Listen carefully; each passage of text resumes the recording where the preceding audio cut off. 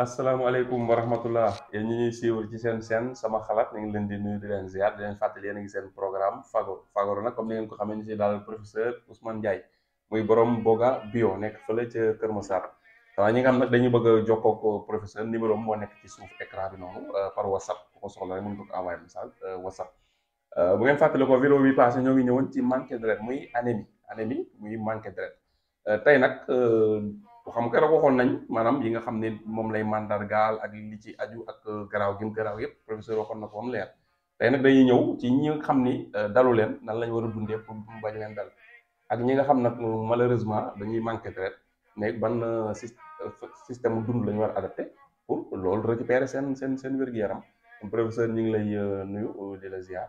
waaw Pape ñu ngi lay fay di nuyu mbokk yi nga xamante ni ñu ngi suivre yëpp ci sama xalaat TV. Comme ni nga ko waxee rek émission bi passé ñu ngi woon ci anémie.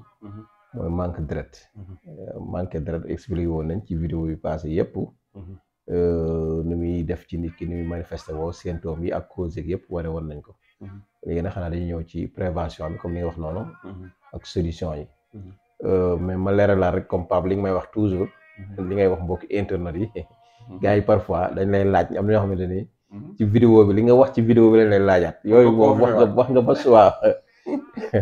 loolu wax nga ba sori xam naa mënoo ci dara xam naa ne yenn saa yi am na ñoo xam ne sax dañuy seetaan vidéo bi dagg ko woola te jeexul. dina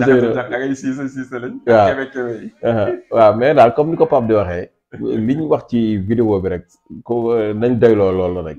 waaw te woote yu bëri yi tamit parfois dañuy day xaw a jël temps daal. day xaw a jël temps day poser problème. parce que aussi ci vidéo bi nga woowaat nit ki. waaw laaj ko mu jël temps di la expliquer waat. moo tax ñu bëri dama leen wax xoolaatal vidéo bi rek. donc loolu moo ci am solo. di ko seetaan ba mu jeex tam da ci am solo concentré wu si. waaw am na yoo xam tamit dañ koy seetaan mais duñ ci concentré wu. dañ koy seetaan nii rek après ñu woo la. xam nga wala nga pour nga confirmer leen. léegi nag bu ko defee yooyu yëpp nag parfois day xaw a day parce que jot gi moo amul waa kay jot gi laal. toog rek di def vidéo bi dafa doy. non dafa nga bàyyi pour def vidéo bi. keroog sama frère yi loolu la ñu wax dafa am ñu bëri ñu ma woo téléphone ñu mais yow ñi ngay liggéey mun ma yow li nga liggéey baaxul nit ñi dañ lay woo laaj la problème nga wax leen ñu dem noonu. waaw est-ce que waruñoo na mais xam nga da ngay xam ni daal noonu la daal yàlla baax na. donc bu ko defee Pape anémie moom toujours nag solution biñ ci gën a xam. te ñëpp xam ko bon donc comme que mooy solution bi donc prévention bi tamit moom la war a nekk muy utiliser di naan fer yu bari fer parce que fer bi mooy dina yokk globules rouges yi donc te di jël ay fer daal comme que moytu daal anémie ngay consommer lu am fer. waaw di consommer exemple boo ñu mën a jox. di waaw bëri na produit yi moom bii am fer bëri na. wala pharmacie direct wala pharmacie direct ñu jox la ay fer waaw ñu jox la ay vitamines wala yu demee noonu mais yi nga xamante ni surtout légumes yi ak fruits yi. parfois dañuy am ay vitamines dañuy am ay fer ak yu demee noonu boo koy jël en général mën nga bañ a kii donc les vitamines ak yu demee noonu bu fekkee ay viande rouge aussi am na fer. parfois ak les produits halieutiques li ñuy wax les produits de la mer. jën yeeg yooyu poisson crevette yooyu tamit am na fer yooyu tamit di ko utiliser baax na surtout jën yi boo ko mënee di lakk noonu sax tamit baax na quoi donc ak les volailles mooy ginaar yeeg pigeon yeeg yu demee noonu donc daal yaakaar naa bu ko tënkee alimentation équilibrée waaw mu ci ne mos alimentation équilibrée donc mooy tax nga am yenn éléments yi quoi donc bu ko defee yooyu yëpp da nga ko jël légumes yu bari comme lu mel ne chou pommé bi ñu fi waxtaanee woon temps yi la waxtaan nañ ko woon moom it am na fer naajo waxoon nañ ko fi def nañ ci émission tomate dafa gën ci émission mais moom it am na fer mais général nag Pape problème bi mooy yooyu yëpp nag boo ko toogoon salade def ko tey gars yi dañ koy falang ne lee dem ci yàpp yi njóobeen moom yàpp yi rek la ñuy gis mais ak salade bi même salade bi am na fer donc waaye gis nga baax na donc gis nga yooyu yëpp surtout nga jël ko en crudité donc day yokk ki nga xamante ni dafa amee woon feebaru manqué deret yooyu su koy jël yàlla mën na ko dimbali ba mu saafaraw su fekkee tamit amagoo ko tamit ngay jël élément yooyu di ko utiliser mën na am tamit doo manqué kii deret am na ñu wax les noix mooy yi nga xamante dañuy am xoox en général mu ne ay darkase wala ay kii bi gerte ak affaire yooyu mooy saal yi saal waaw saal waaw kay saal yi am saal yooyu tamit baax na ci kii ci anémie am na ñu wax les agrumes mooy les plantes comme yenn plante garab yi nga xaw a mag yi noonu comme ay limon orange mandarine ak kay yooyu tamit boo koy jël dina ci baax quoi donc waaye donc yooyu yëpp dina la apporter ay vitamines donc dina indi vitamine ay vitamines surtout légumes yi nga xamante ni dañuy am fruits yu verte wala kii yu verte doom yu verte en général yooyu boo koy consommer yàlla mën na la def tamit vitamine bi dina ñëw ci yow lu baax a baax ba doo manqué fer donc mais daal li ci ëpp solo daal parfois tamit bu fekkee ki nga xamante ni moom dal na ko carrément moom bu demee gis médecin dina ko bindal fer nga xamante ni moom toujours da koy naan nga xamante ni dina boobu mooy gën a gaaw moo gën a gaaw boobu ay médicaments yoo xam bu fer directement waaw bu dee léegi bi nag da nga koy lekk pour muy defar togg sa deret di ko defar bu baax mu koy defar voilà comme ay betterave am na vert betterave bi defoon nañ fi def nañ émission moom it baax na ci ay les yi am vitamine C tamit bon donc daal bëri na yi nga xamante ni daal buñ koy jël moom dinañ am kii globules rouges waaw dina ko mën a yokk bu baax donc bu fekkee nag foofu ñu ngi recommandé par comme ni ko gars yi recommandé rek li gënoon nag ku ko mën parfois mooy 5 fruits et légumes par jour su mënee nekk su mënta nekk nag loo am baax na ni ma koy faral di waxee du yomb ci ñëpp waaw kay mi ngi noonu c'est-à-dire moom c'est-à-dire am na ñoo xam ne boo leen joxee nii lii rek dañuy yaakaar ne bu loolu amul rek non ça veut dire booy wut dara amoo ko jàppal ca la nga am yow ba am leneen waaw donc noonu lay demee ku mënta lekk 5 légumes ak fruits par jour jàpp boo amee benn baax na boo amee sax benn da ngay varier waaw kay bu tayee boo lekkee benn banaana bu subaa nga lekk beneen ginnaaw suba nga lekk mandarine waaw kay mu ngi noonu di varier boo lekkee benn baax na boo amee moitié baax na boo amee xaaj baax na donc bu gën a noonu bu ko defee tamit ngay éviter wala nga wàññi ko daal lu mel ni ay consommation de thé comme ataay wala café nga xam ne dañoo amee anémie carrément ñoom bañ ko bari la quoi waaw duñu wax nag nit ki mu bàyyi ko mais dañ koy bañ a bari la parce que toujours rek bari la bi moom day indiwaat yeneen conséquences day indi jafe-jafe mais nit ki tamit am na loo xam ne mënoo ko tere carrément mais bu ko limité wala mu wàññi ko en général rek mën na ko bañ a gaañ donc yooyu daal prévention la yoo xamante ni ki amee anémie mën na koy def soit mu jël ay fer wala yenn légumes yi comme yi ñu fi cité sànq wala yenn fruits yi ak yu demee noonu yooyu moom boo koy def yàlla mën na la dimbali ba anémie du la sonal lool daal. c'est très important sax nit ñi fii nag léeg-léeg dañuy bëgg benn lekk da leen di neex rek lekk boobu doog la ñuy concentré loolu baaxul lekk du am équilibre quoi. waaw du am équilibre dafa am ñoo am benn lekk rek. waaw loolu am ay nit ñoom benn affaire bu leen neexee. ci loolu rek la ñuy sax. waaw bu ko defee nag du am variété du am changement quoi. di changer nag. dafa baax surtout tamit xam naa nit ñi dañuy bàyyi xel suñu lekk yi am ci dëkk bi tam ñu koy consommer. am na ñoo xam ne comme ay ndaamaraas yi ñuy jaay duñ ko lekk. waaw gerte duñ jënd ay gerte caaf di lekk te yooyu dafa ci dund gi la bokk. ay new bi ñu waxoon keroog. voilà waaw ay jënd ay solom. waaw ay màcc sump comprendre nga. yooyu dafa bokk ci dund gi di lekk tàndarma et cetera am ñoom tàndarma koor lay dugg seen jéem. non Pape xam nga toujours ñu wax ko ci mooy suñu complexe bi rek. suñu complexe bi rek moo ñu indi lii lépp. c'est-à-dire tey boo delluwaatee ay milliers d'années ci ginnaaw. maanaam autant dañ naan wax boo jàngee leçon boo daa jàngee école dañ naan wax l'homme vivait de pêche et de cueillette. waaw. l'homme vivait de la pêche et de la cueillette.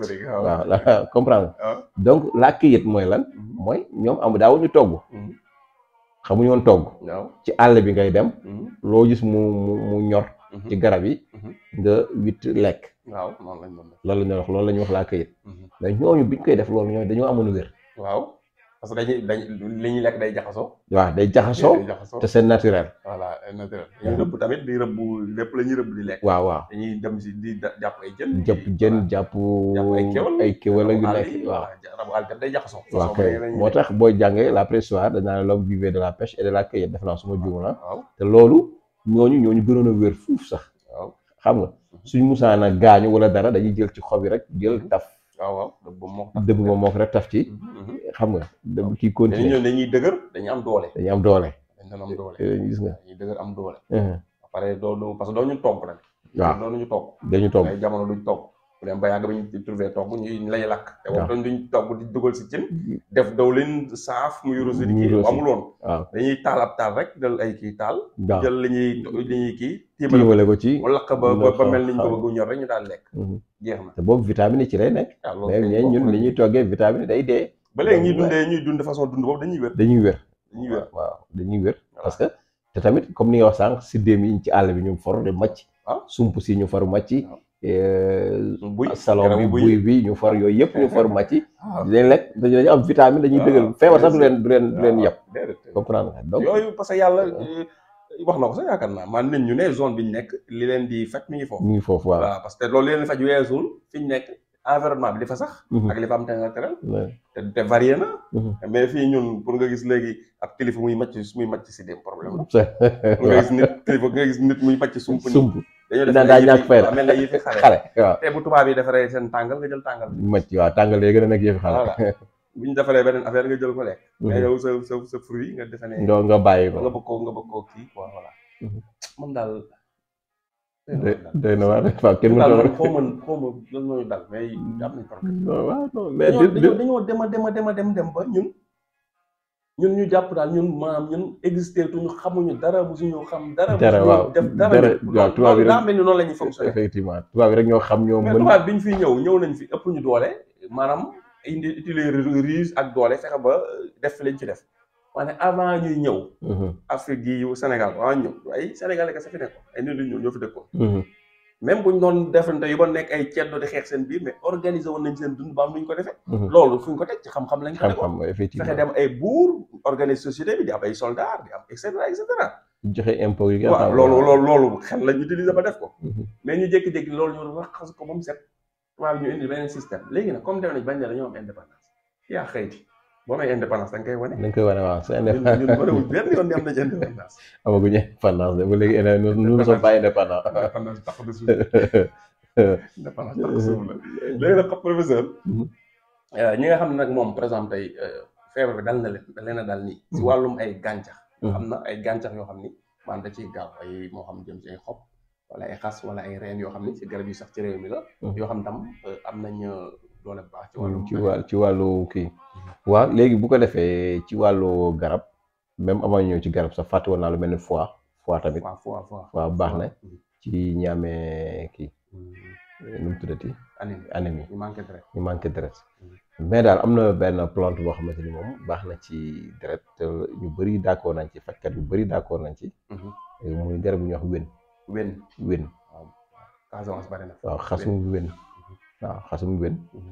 baax na ci ñi nga xamante ni dañoo amee anémie xasum wén waaw nuñ koy moom danga koy def décoction mooy baxal ko di ko naan am na ñoo xam ne sax même wén boobu ñoom bu ñu tooyee wala ñu feebar dañ ciy dañuy jël xasum looro boole ko ku wén bi comprendre pour mën a am benn kii bi nu mu tuddati gën a mën a dëgër quoi mais waaw en général parce que en général même tey boo doon xool tey xam naa yooyu sax xam naa beneen vidéo dinañ ci gën a mën a wax lu mel ni drépanocytose tey boo mënoo ko faj ñu koy faj te mënoo ko faj exemple te sa composition garab boole woo ci garab yoo xamante ni day indi day fajaale anémie donc gis nga moo tax foofu la faj bi xaw a compliqué bu fekkee yaa def sa composition garab c'est-à-dire xam nga faj Pape li tax mu compliqué man boog li tax mu compliqué ci man dafa am garab yoo xam ne yow mi koy composé c'est-à-dire doo dégg rek ñu ne garab dara baax na ci dara rek nga def non mais il faut une composition des médicaments mooy lan mooy kii dafa amee drépano lan ak lan moo ko war a faj non normalement munoo ko faj drépano te defaloo ko ci sa garab composition bi garab goo xamante ni da koy mayale deret da koy mayale deret waaw mais bu fekkee nag dañu garab nangam day faj drépano rek nga jël ko résultat yi du gaaw loolu tax nag nit ñi foofu la ñu wutee ci résultat yi donc il faut une composition de garab da ngay xool maladie bi yan ak yan mooy symptômes yi yan ak yan moo koy kii say composition garab nga dugal ci garab yu mën a faj yooyu donc moo tax faj xaw a doy waar mais wén boo ko amee moom bokk na ci garab yi nga xamante ni moom baax na ci anémie. am na garab goo xam tamit xam naa ci la ñuy waxtaanee bii di ñëw tamit dégg naa baax na ci anémie muy mbër boof moom it baax na ci anémie. mbër boof baax na ci anémie moom tam da nga koy baxal. da nga koy baxal di ko naan. d'accord kon loolu leer na yaakaar naa bu fekkee peut-être am na loo xam ni bëgg nga ko ci sànni ñu tëjee ko vidéo bi te waxaale ko woon.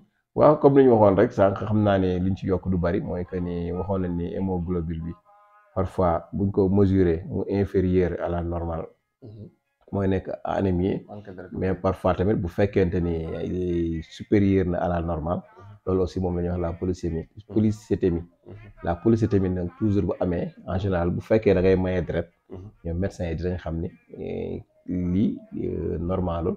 Parfois di nga gis ñoo xam dañuy war a maye deret ñun la mu waroo mayee deret exemple ñooñu dañuy amee lu mel noonu maanaam seen taux de glucose xool gis ni dafa manqué moom sax kii bëgg a maye daa manqué waaw kay wala ñu gis ne kii mayele dafa ëppalee kii nu mu tuddati taux de hémoglobine laa yor yi nekk ci biir deret bi nga xam ne dafa supérieur à 18 yi ñuy wax dafa ëpp kooku lu mën a maye deret. D'accord mais yooyu nag tamit li koy joxe mooy ñu mel ni ñuy tux ak yu demee noonu ak yenn feebar yi yooyu yëpp da koy indi ci cause yi. léegi sax nit di maye deret ñu trouvé ko feebar bu nekkoon ci moom xam ko surtout hépatite ñi am hépatite ñëpp ñi am hépatite 90% suñuy mayee deret leen dox ne da nga am hépatite xamuñu ko woon comprendre parce que hépatite dafa nekk feebar boo xam ne day nelaw mais nag bu yeewoo fa la coow li nekk donc bu ko defee donc bu ko defee ci anémie boobu dafa am ñoo xamante ni dañuy jël ay garab yoo xamante ni pour yokk seen taux de testostérone pour mën a sëy bu baax léegi nag yooyu tamit day indi problème yooyu waaw kay waaw day indi problème yooyu léegi ñi nga xamante ni tamit dañoo amee anémie tamit dañuy am problème mu sëy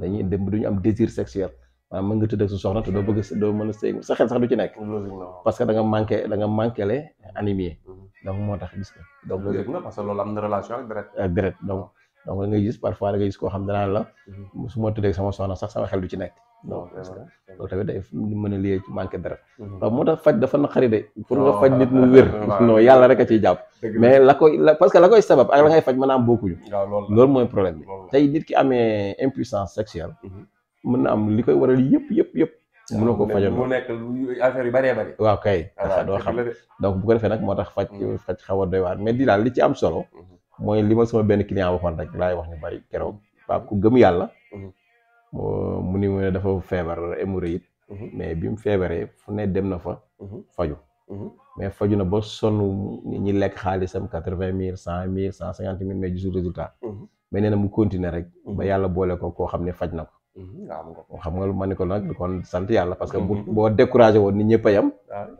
du faju nee na ma wér na ndax tasa naag benn góor bu ko faj xaw ma ci Saalum xaw ma Thiès kooku moo ko faj defe naa Thiès la wax xaw ma Saalum daal kooku moo ko mujj faj xam nga loolu mais c'est-à-dire foofu li ma fay jàngate mooy su fekkoon moom dafa dem ci ñett ñeent ñu mel ni man nag wérul rek mu toog nit ñëpp a yam rek ñëpp waaw ñëpp duñ mën a sa yam kon feebar tamit noonu la ki feebar moom na làmbatu rek na làmbatu dina mos a daj ba pare li ci gën a doy waar ci wax ji mu ni ma mi ngi may seetaan de parce que ñi may woo ñëpp ci abonné yi lañ bokk presque mu ni ma mi ngi Europe mais dafa am xaritam boo xam ni dañ ko bàyyil kii yi ngay topp garabu olof yi ngay topp garabu olof yi baaxul nangam nee xale bi moom it dafa am hémorroïde mais moom mi nga xam ne toppul garabu olof yi dina opéré nañ ko ñaari yoon te tubaab bi nee nañ ko bu ñettee duñ la mën a opéré waat léegi moom mais daal day tere garabu olof garabu tubaab bi lay te moom mooy tere garab olof mooy mënta wér mais kii moom nee na moom mi ngi ci garabu olof yi moom wér la gis nga moo tax garab moom garab la rek bu wax la la yàlla may rek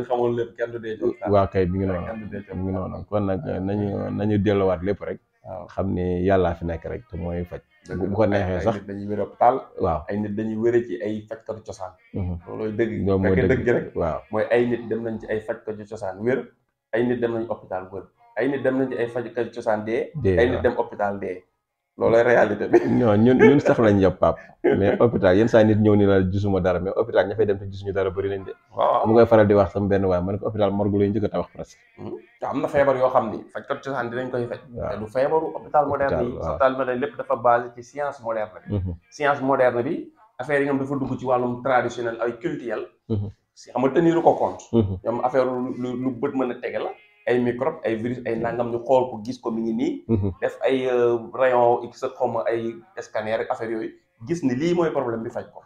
am na feebar nag yu ñuy faje ay garab ak ay yooyu yoo xam ni appareil mënu koo gis. mënu ko gis dara mënu ko gis. par exemple nit ki am dafa am feebaru xel di dof dëkk-dëkk rek dof naturellement ban appareil mooy génne li ko dof loolu. wala ñu liggéey ko waaw wala ñu liggéey ko xonjam mu feebar.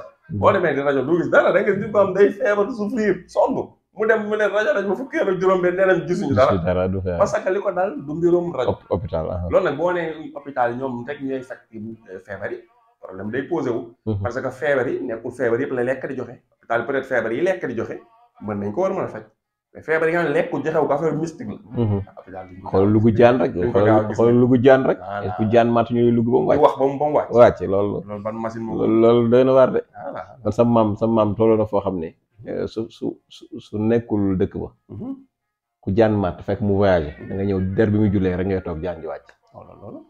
foofu rek ngay toog xam nga loolu kenn xamul lu mu doon. réalité yu nekk fii ci réew mi waaw ay réalité da nga gis nit boppam day metti ñu dem nit di ko mot jël loxoom teg ci bopp bi.